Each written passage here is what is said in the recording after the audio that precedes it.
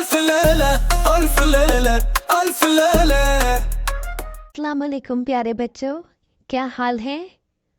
आ जाइए अपनी दादी माँ के साथ एक नई कहानी सुनते हैं, ठीक है? पुराने ज़माने की बात है, एक दूर दराज मुल्क में दो नेक और इज्जतदार भाई रहते थे जिनकी ज़िंदगी बिल्कुल मुख्तलिफ थी। बड़ा भाई हारून एक दीनदार और इबादत गुजार शख्स था।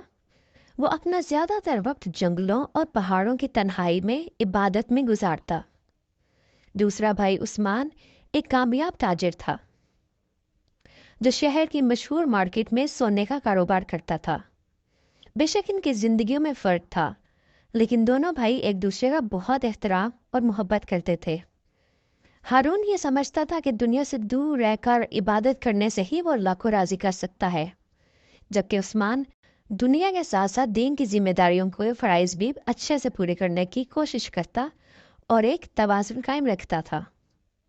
एक दिन हारून ने सोचा कि अपने भाई उस्मान की दुकान पर जाए, और ये बड़ी हैरत की बात थी क्योंकि हारून आम तौर पर अपने मकाम तन्हाई से बाहर नहीं निकलता था। जब वो दुकान पर पहुंचा तो उस्मान एक ज़रूरी कारोबारी मुलाकात के लिए जाने की तैयारी कर रहा था। उस्मान ने हारून का सलाम किया और कहा, भाई, मुझे एक अहम मीटिंग के लिए जल्दी जाना है, लेकिन एक छोटा सा काम है जो मैं तुमसे करवाना चाहता हूँ। आधे घंटे में एक औरत हिजाब में यहाँ आएगी, तुम बस उसे कंगन दे देना। हारून ने बावजूद ये कि वो बाजार से नावाकिफ था, इस काम को कबूल कर लिया। जाने से पहले उस्मान ने हारून को कपास में लिपटा हुआ जलता हुआ कोयला दिया, लेकिन कोयला जलने के बावजूद कपास को आग नहीं लग रही थी, और ये बात हारून के लिए बहुत हैरत की थी। उसने पूछा हारून से कि ये कैसे मुमकिन है, और फिर उस्मान जल्दी में चला गया। हारून को अभी कोयले और कपास के इसरार पर हैरत हो रही थी कि अचानक एक औरत हिजाब में दुकान में दाखिल हुई। वो बहुत बावकार और उसकी खूबसूरती बेहद बेमिसाल थी।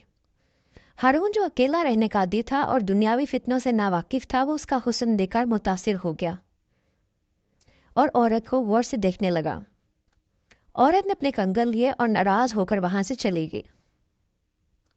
कुछ देर के बाद उस्मान वापस आया और हारून से पूछा। हारून शर्मिंदगी से रुका और फिर बोला, मैंने दियानतदारी से काम किया। इसने कपास और कोयला खोला और हारून को दिखाया। अब कपास जल चुकी थी और कोयला धीरे धीरे आग लगा रहा था। उसने कहा, तुमने अपने फर्ज को ईमानदारी से नहीं निभाया।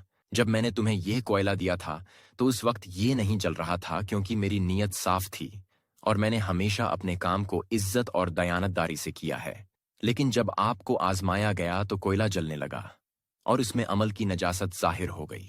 मैंने अपनी जिंदगी दुनिया से दूर रहकर गुजारी, ये सोचते हुए कि मैं फितनों से महफूज हूं, लेकिन अब मैं समझ गया हूं कि हकीकी ताकत तन्हाई में नहीं, बल्कि दुनिया के बीच रहकर इज्जत और दियानतदारी के साथ जिंदगी गुजारने में है।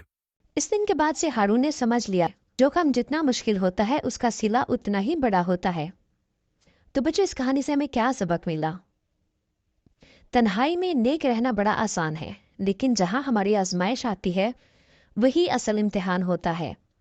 और असल इम्तिहान यही है कि हम इज्जत और दयानतदारी के साथ दूसरों का एहतराम करें और आने वाले फितनों का अपने ईमान के साथ सामना करें। ठीक है बच्चों, अब हम मिलेंगे एक नई कहानी के साथ।